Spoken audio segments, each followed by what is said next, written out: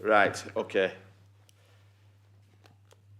Welcome everyone, this is the Shared Services Joint Committee meeting. The first item of business is apologies for absence. Have we got any?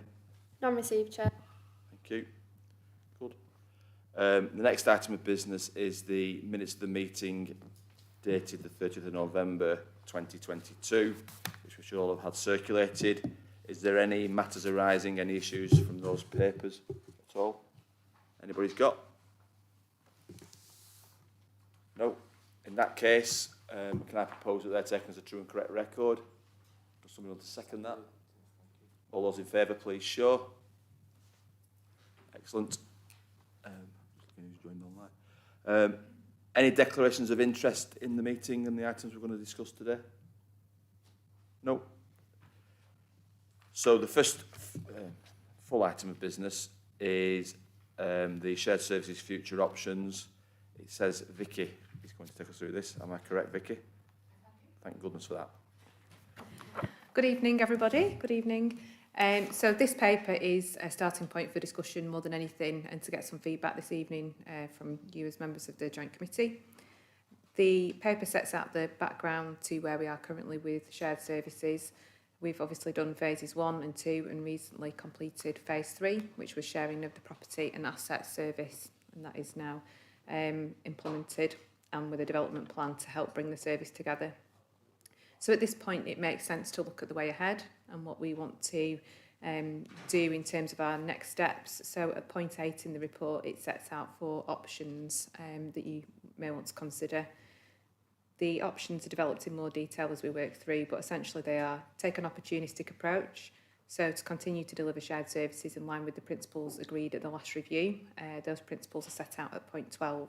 So that's where if an opportunity arose to share services to address a lack of capacity or to put in place temporary arrangements to support resilience, service improvement or potential savings or efficiencies, we would consider opportunities likely on a small scale to share services. Option B would be a full service review, so that would be to look at sharing another full service, similar to what we've done previously with customer and ICT and property and assets. In this case, I think we probably need to think about some of the previous concerns around timing, pace, need to let staff engage and understand what's happening as part of the process, and whether we particularly want to progress with that option at this point. Option C is external opportunities, so whether we look at opportunities to share with other councils or organisations, for example the NHS. There are new ways of working where we may benefit from shared management or shared staffing arrangements to help progress council priorities, and that might be something that we want to consider, including around housing, for example. And then the final one there, point D, to pause for further shared services temporarily, perhaps for 6 months, while we look at how the current arrangements have been embedded and how performance is developing moving forward. So there are a number of examples as we go through, and each of the points set out some of the options and opportunities, but then also some of the issues and considerations that we might want to think about when looking at the various choices. I think that's probably a relatively quick summary. The conclusion is that obviously this isn't an extensive or exhaustive list, it's just a starting point for discussion. There may be other things that we want to consider or pursue, and at this stage it's really just asking for your thoughts and comments on any of those options that we've suggested, and whether there's anything different that you'd like us to consider. The next step really would be working up any of the options or a combination of the options in more detail for this meeting to consider before we would take that any further forward in terms of modelling or engaging with staff. So yes, happy to take any questions or thoughts. Thank you for that update, Vicky. So questions, comments? Stunned silence. Luckily, Councillor Shaw has put his hand up, so I'll let you go first, David. Thank you, Chair. Just an initial thought. In South Ribble, we have elections, then we have the summer. I have a suspicion that 6 months is going to be a fairly difficult time anyway to be doing anything too major. So it may sort of drift to that sort of time. Personal view would be in that time, perhaps a full service review would not be appropriate. If we can't identify one immediately, then perhaps we should be waiting a while. Anything opportunistic, including external opportunities, I don't see that we should put a barrier up to that. We may have to see what presents itself and if there are external opportunities. I know Colin Clark, when he was on the committee, bless him, was very keen that we should go beyond just Chorley and South Ribble in our outlook for shared services.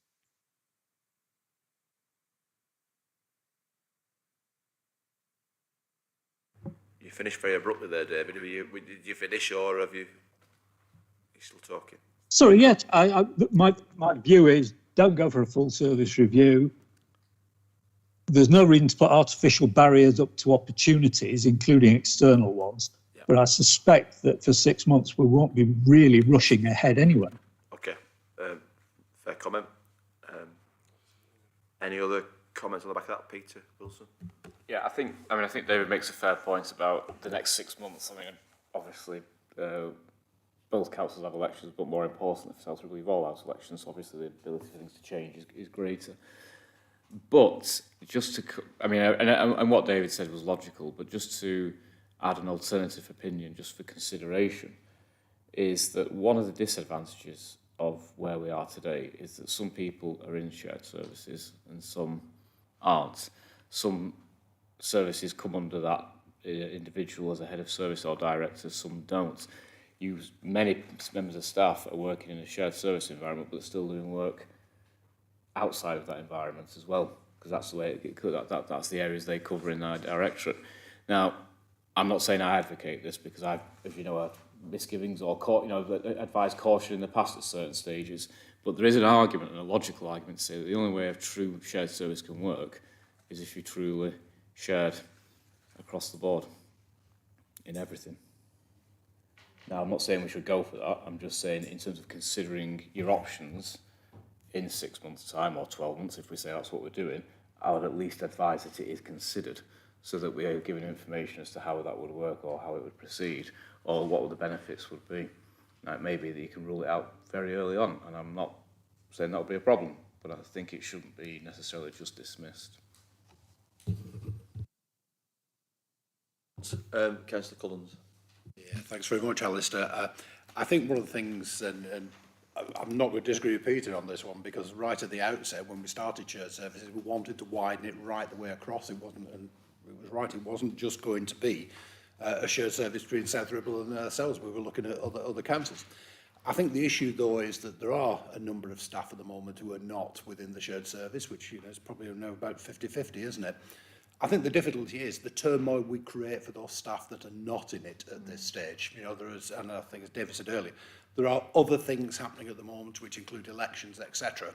Opportunist things may come along during that time, but I think just to give staff that reassurance for a fixed period of time, that option D is a sensible option. Things will happen over that period of time. It won't just stop, I'm sure. But I think we're just taking the viewpoint of at least giving the staff that comfort that for 6 months they've got some form of security and understanding. Thank you, Alan. Any other comments, Margaret France? I think, given that it's been really quite a successful manoeuvre this to work jointly, and I think staff have benefited by the fact that they've had an improvement in the terms of service, because if I remember rightly, the idea was to bring both of them up to the better of the two, with terms like annual leave and maternity allowances and everything else. So most of the staff have actually seen the benefit of moving into shared services, and the staff satisfaction has reflected that. So on that basis, I think it would be a pity to just kind of stagnate and just hoping that something will just come along sporadically. But maybe we could look at one of the smaller departments. I was thinking something like environmental health, where it's probably not a vast number of staff, but it would still be seen as some progress along the right road. Do you see what I mean? Or the other one I was very interested in was this one about sharing with other outside partners, because we've already built two very successful, well, I hope the new one will be successful, GP practices there must be lots of other people working in primary care in very unsatisfactory buildings. And I think that's a potential maybe to work alongside partners and see who else needs a refresh in their health centres, given the fact that you've got a guaranteed rental income for years to come with a building like that. Thanks. Okay, thank you, Margaret. Anybody else got any comments? I've got Karen first and then Margaret. There was a bit of a... Okay. Oh, can't see you. Thank you, Alistair. I agree with Alan in some respects that I think because the shared services has, it seems to have gone very quickly and we've not had a chance to pause and reflect, and there has been things that have been put in place that have shown up, capacity issues and all sorts of things. I think it would be an ideal opportunity with the elections coming up to just pause and reflect and then take the shared services into a new direction in 6 months' time when we've learned from our mistakes, if you know what I mean, and to perhaps bring forward the improvements in the terms and conditions for all staff, not just working in shared services. And as for the outreach, I think that because we have partnerships like with the payroll at Blackpool, for perhaps staff now to look, given this opportunity to have a pause, to look at other authorities who could provide services and we could work together with those. So in my opinion, I think that we just need a time, at least 6 months, just to reflect and to build on what we've got, to improve what we've got in shared services, and then, as I said, to reflect and improve how we're going to move forward. Okay, thank you, Karen. Margaret? Thank you. Very similar vein. I agree with, at this moment in time, I think it wouldn't be a bad idea to have a pause and consolidate and make sure that we've got all the ducks in order properly, and that the amount of vacancies we've got can be filled and sorted, and the new people that are coming in, because we've got quite a few new heads of service coming in now, as I understand it. There's 6 or 7 new heads of service coming in. They'll want or need time to bed into the service, make sure they've got the right culture, make sure that we're all going forward on the same wavelength, and therefore I think to actually look at it in the round would be quite a good time. There is no, as David has mentioned, Colin Clark, who was very much in the fore for this at the beginning, always was keen that other people, other councils we could get involved with. That's fine. But the opportunities will come along at some point, I'm sure of that. But at this moment in time, I think it would be as well just to pause and reflect and hopefully consolidate and make sure that we've got it right before we move on. Thank you. Kim? Do the left and the right. Speak critically. Carry on. Yeah. I'm sure we can afford another one. I agree, sort of similar with Karen and Margaret, but also similar with what the other Margaret has said. I think there are issues that need to be ironed out on the existing setup, because it's, as you know, nothing's perfect, but I think there are things that still need to be improved. But at the same time, I know it is quite frustrating because the mechanics of the council and even when we look at things like scrutiny and stuff like that, it's always, well, what's happening in South Ribble and Preston? We're very insular looking, if you will, and I think it would be good perhaps over the next 6 months to take stock of what opportunities there are with health partners and for, Bolton and West Lancashire and other places, because there might be really good things happening elsewhere that we're not aware of. But I do think that I would prefer the option D, sort of with a bit of what Margaret suggested, because I don't think what's happening at the moment is... I think there are things that still need to be improved. Thanks. Okay, thank you for that. Anybody else want to make any comments? Mr. Foster? I'll be quick, Chair. I tend to agree with most comments that have just been made, actually. I think the D...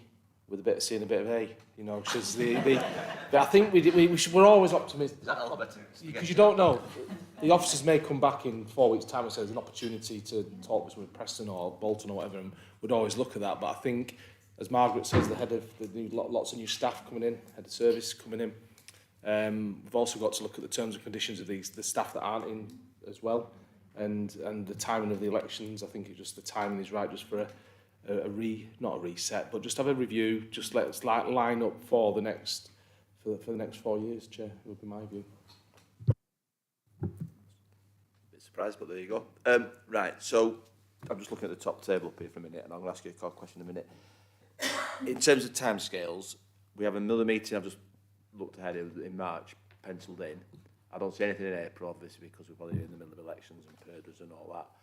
And therefore, there wouldn't be a shared services meeting probably till the end of May, at the very earliest, if not June. Yeah. And then you've got one meeting then, and then probably the next meeting will be September, because we'll probably be into summer holidays, I'd imagine, by that stage, if there's a meeting in June, by the time we've moved on. So there is a natural sort of gap coming up, which some members have said is an opportunity to reflect and improve and perhaps to do some groundwork for what might come next, number one. Are there risks with that, is my question for the two people over there on the left. I think in that time, we'll be moving forward with, as you point out, we have got a lot of new heads of service starting, and we'll be working with them to look at areas for improvement and to also understand new ideas from them as well. So it is a good period for us to kind of understand what there might be out there while we also progress service improvement work and that transition onto the new terms and conditions that we've promised. And we now have a programme to work through to complete that. So while we're doing that, it gives us time to transition people, but also to assess those opportunities. And should anything emerge, we can bring it back to this group for consideration and to ask if you'd like us to develop on that further. But I would think that by June, that's probably enough time. And in the intervening period, we can bring back any options. There's no particular risk there. Sorry, Paul. So, what I noticed that I think last week or the week before, government is actually now once again pushing local authorities to be sharing services as well. I think it might have been Mr. Gove that said it, I can't recall, but He flips and flops. yeah, he does. I went in between his dancing, but we're absolutely, so we're clear, absolutely still committed, Alistair, 100% to what we're doing here. And you know, I was always saying, look, I don't like using the word pause. I think it's just a natural, not even a reset. I don't know the word I'm trying to use, but I do think that the next phase could and should be external partners as well and services, and I really do think that's. Yeah, we're always considering them, aren't we, Pete? So I don't want to send the wrong message out that we are pausing for resets and things like that, because we're not. We're just dealing with what we've got to deal with, and if anything does come up, which it probably could, then we should be prepared to look at it, Chair. For a comment, and I mean, some of this stuff is about horizontal, i.e. sharing with other councils, mostly the councils in Lancashire having elections. There is severe upheaval, I think, in the health sector at the moment, so they're probably not in a place to have outside conversations, given I'm involved with the ICP, and I'm getting 85 emails a day on that, because that's all being set up and structured for moving forward, and it needs to be, and quickly, in my view. So there's a lot of things going on, but I do think it's important, personally, and this is my own view, is that we use that time wisely to look at what opportunistically there is down the line, and to do the legwork for that. To identify where we've encountered problems, and to put some further resources into that possibly, or to deal with some of the issues in there, but also what might be coming down the line. So that, I suppose, lends me to, do we still meet in March? Do we wait till June? What do officers need as staging posts in that process? Because it's all very well and good, to quote the different phrases, pausing, considering whatever it might be, but the officers may need a steer as to the track that you're going down. Go on, Chris. I suspect, well, it's up to the committee obviously, but I suspect from our point of view we possibly don't need to meet then, on the basis actually of what Vicky was saying. So we have new heads of service starting. Both councils separately have identified areas where they feel there needs to be reviews of services to make sure it's performing, it's got the priorities in the right place, it's got the resources in the right place. I would suggest that each council probably could commit that as it goes through those processes, one of the considerations will be if in shared areas, is sharing working, do we need to change it? Or in non-shared areas, are there opportunities to share? And if they were to come up from either council, we could meet in that period. But that's the opportunistic bit. And they want to be limited just to sharing within the current arrangement. It might look outside that as well. That seems a sensible proposal to me. As that goes to Phil.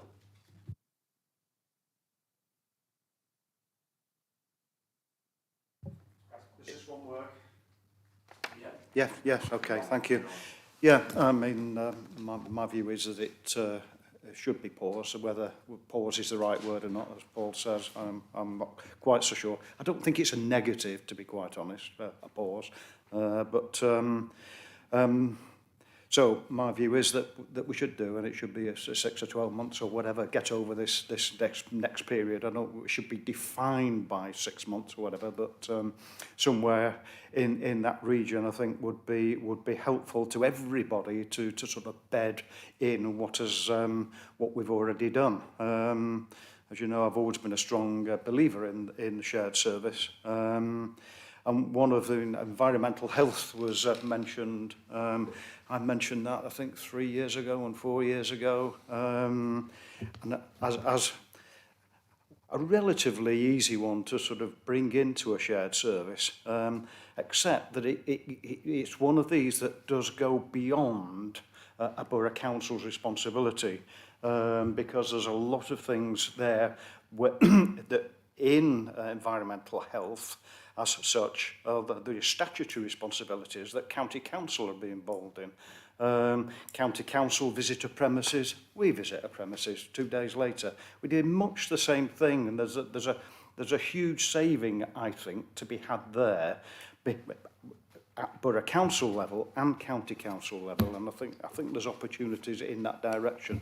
I'm not saying we should rush headlong into it now, because I do believe a pause is a good thing, and that we need to bed in exactly what we've achieved so far this year. Thank you.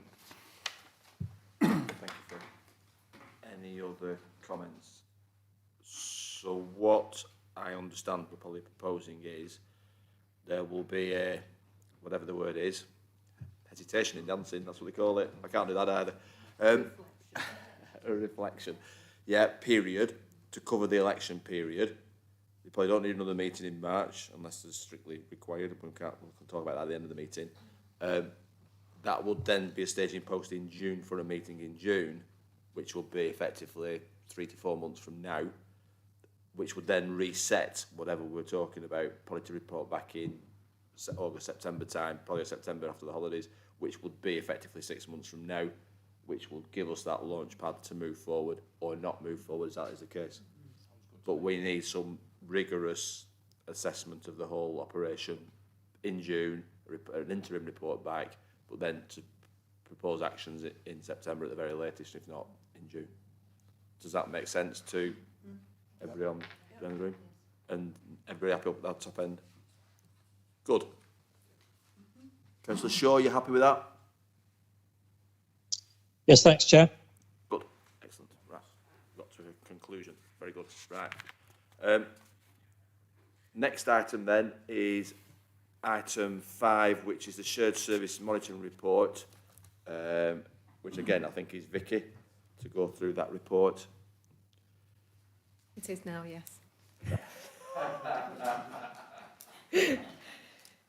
So this is the regular monitoring report that we bring to the committee.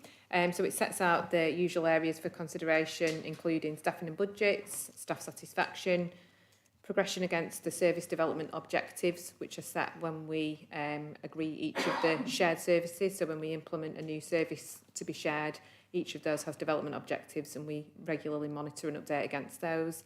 And then a short appendix on service performance, and finally the risk review. So just to briefly pick out some of the key highlights. In terms of the background, we've covered that. So the savings and budgets overall, in excess of £1.6 million in savings realised, with over 900,000 at Chorley Council and 700,000 at South Ribble.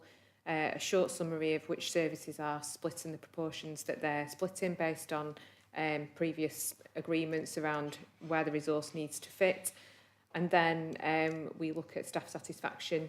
So we've repeated our regular pulse survey, which is where we send out a questionnaire to all members of shared services with a standard 4 questions. You can see the questions there in the table at point 16, sorry.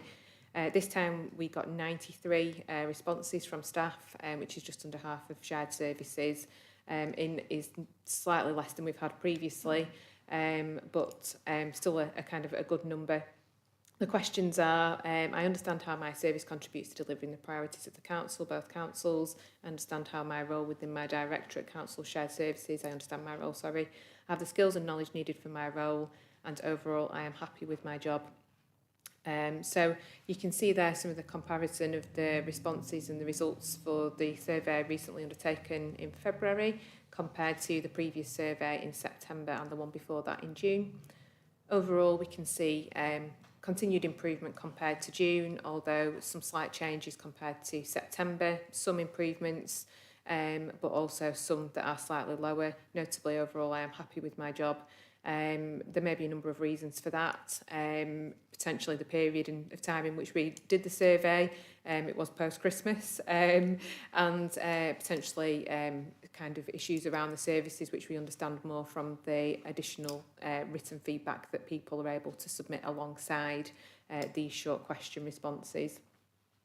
So at point 16 we have the results for overall, and then at point 17 we have the results for just phase 2 of shared services, which were customer services, revenues and benefits and ICT. So you can see there again the results still fairly steady, an improvement compared to June, but some slight changes around some of the key questions. Reasons have included capacity, workloads, and then I think communication more generally. So they're all things that we're working on at the moment to improve, and this regular feedback's helping us to know where to target that activity to make sure that we're addressing any of those concerns, which is why it's really helpful to have this update. And then at point 19, I've just outlined some of the key themes from the written responses. So generally that staff enjoy working with their colleagues, that we're starting to build that team spirit. We are seeing improvements to ICT, which is really, really positive. A lot of the mobile device rollout is now complete, and over 50% of staff have been able to access the new kit now. Improved capacity in teams, so the actions that we've put in place in IT and customer services to address some of those previous concerns around capacity, we're starting to see benefit now. And then those points around high workloads and communication, which are things that we're actively looking at to address now. Moving to point 21, we've got the service level development plans, and the detail is included in the appendix as well to set out performance against those objectives. In terms of phase 1, we're seeing a lot of the actions kind of coming to a close now or being well progressed. That includes things like the move to the new terms and conditions, where we have a full plan in place and we're starting to work through that. We've done a number of services, so most recently in the investment and skills service have moved over to the new terms and conditions, and we will continue to progress that over the next 12 to 18 months. We're also embedding some of the new changes around shared systems and processes, which is really positive, now following periods of alignment of those kind of contracts and systems. So phase 1 updates there, and then for phase 2, yes, recruitment to vacant posts. We now have a near on full team, still a number of vacancies in the IT team, but we do have a detailed plan to look at recruitment options.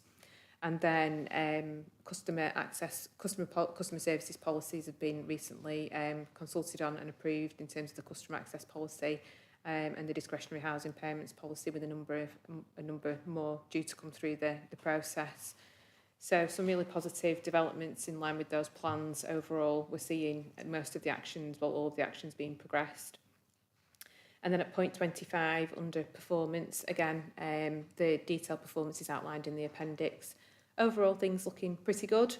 There are a number, perhaps 4, I think, that are slightly off track, but still within the 5% threshold, and they are mainly around some of our internal controls for things like corporate performance, project management, and minutes produced, but all within a tolerance, so that's pretty good. And then finally at point 30 and 31, an update on the risk register, which indicates that the majority of risks remain stable, and we have a number of mitigating actions in place to help to keep those where they are or improving. So I think that's probably a summary of the report. Happy to take any comments or questions. Thank you. Thank you. And while I note there is a slight drop on some of those satisfaction ones, they're within a tolerance of 1 or 2 people on a sort of return of that. So probably hard to draw any firm conclusions from that, but I think it's a bit concerning that some have dropped slightly, but I think we need to just see how that settles down. But it's a lot better than it was middle of last year. Mr Foster. Thanks, Chair. I wish I could be concise in delivering a report as Vicky is, and I do need to learn. I think just concentrating on the what you've just been saying there, Chair. What the figures do prove beyond doubt is that it's still customer services and IT that need some more work, Chair, because clearly in all the indices there, they're lower than the overall overall shared service. But it's good to see that we have had significant improvements, but there's still more work to be done. And I think just through you, Chair, I think the officers do need to keep a close eye on that within customer services, because we do get that feedback as well. And hopefully when we start filling these vacant posts, and I know there's a new customer services charter in place now within South Ribble, in fact it's a shared one, isn't it? It's both councils, and so hopefully we'll see these numbers continue to firstly hopefully stabilise and then increase. But I think what the numbers, the way they're presented, what it highlights to me, Vicky, is that it's customer services that is low, and ICT that's lower than the remainder of the shared services, and perhaps the focus should stay on there. But other than that, I think it's a really informative report, and good to see we're all going in the right direction. Thanks, Chair. Okay. Yeah, I think the complaints have changed. We're short of people to we've got lots of new people. It's just a different complaint, isn't it? And then they need training. And I think there's a reference to a training person being recruited, again, just to deal with that issue. So the sooner they get up to speed and what have you, the better. Although I think it also notes somewhere, and I've had this conversation separately with Asim about recruitment is still a challenge. And I think that's, again, across the piece. I find it very interesting at a time when we're supposedly in such economic woe, recruitment is still such a challenge. But we have to keep at it, so it's relentless, and I think that's the same across lots of business at the moment. So, comments on that report? Councillor Collins first, and then you, Margaret, slightly behind me. Yeah, thanks very much. I thought quite interesting one part of it when we're discussing the actual staff satisfaction, you know, recording of something like 82%. I think if anybody ever expects it to be 100%, then we would definitely have to be asking questions. I think 82%.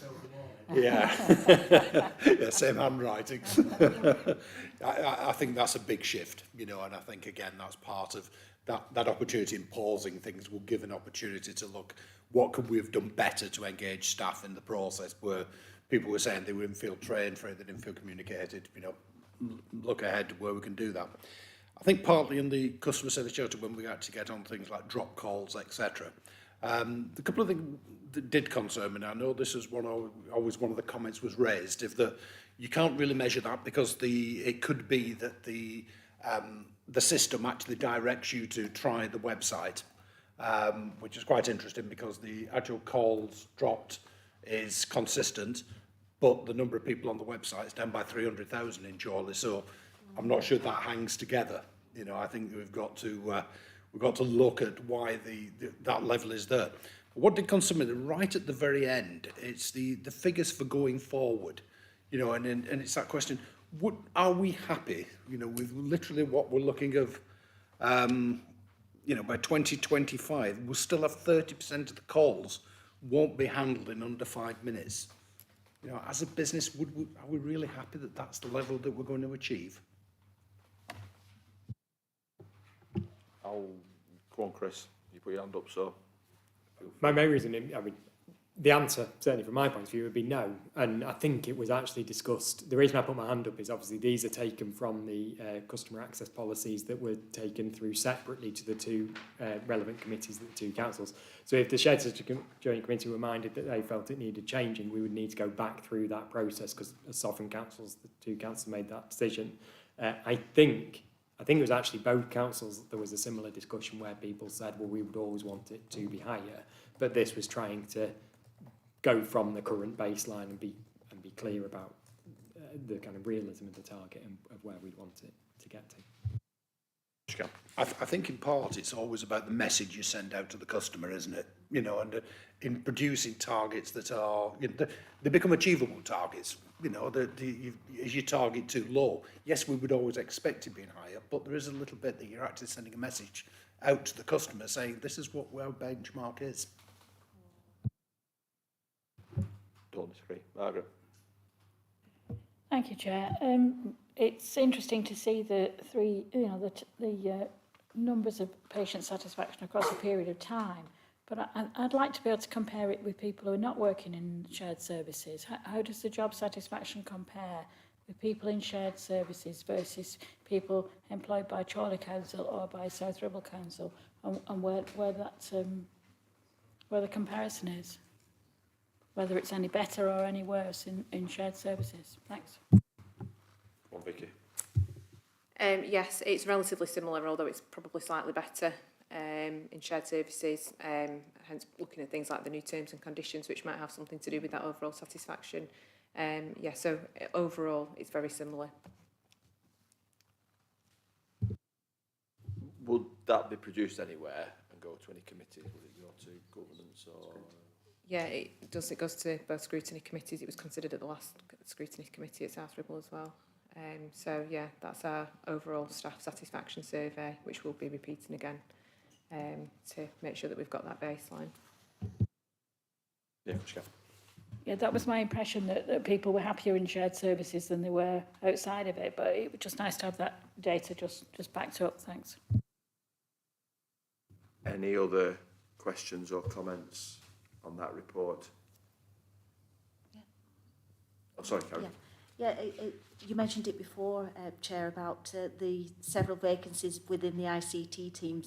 Because since November 2021, you know, I am concerned with the staff vacancies with the ITC team, and you've explained that, you know, the different options might be considered with recruitment. Is there any specific reason why people are not being recruited for ICT? Mr. Sinnott? So they are predominantly within one part of ICT, which is around business systems, and I think it is partially just an operation of the jobs market for that, which is if people are working within the private sector, they can carry a significantly higher salary. We lost a member of staff to a private sector firm about 3 months ago, and I think they were on 100% more by the time they finish their negotiation. So in terms of bridging that gap in market supplements, it comes too big. So that's the reason for saying, well, we need to look at some of those roles. I think, as Councillor Bradley said earlier, we need to look at how we do recruitment, because sometimes actually that can go some way to encouraging and securing people. But we also sometimes need to look at the posts and say, well, given that we can't compete on that type of footprint in that market, how can we change it to meet what we need to? So that's why we're having to look at it. So some of that will be through recruiting people and training them. Some of it will be about changing the jobs so that it is maybe more specialised, or in fact less specialised. It depends on what the flavour needs to be for that particular jobs market. Okay. Can I ask another question? Of course you can.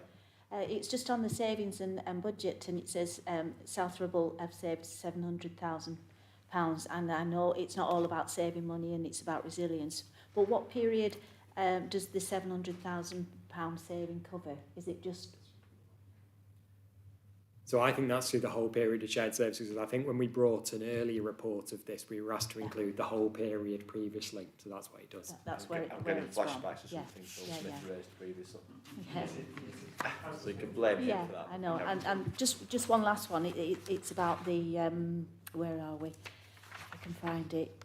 About find it. Events team. That's right. Being as living in South Ribble, obviously, I feel as though it is centred around Leyland more, and that sometimes the other areas of South Ribble are sort of ignored, if you know what I mean.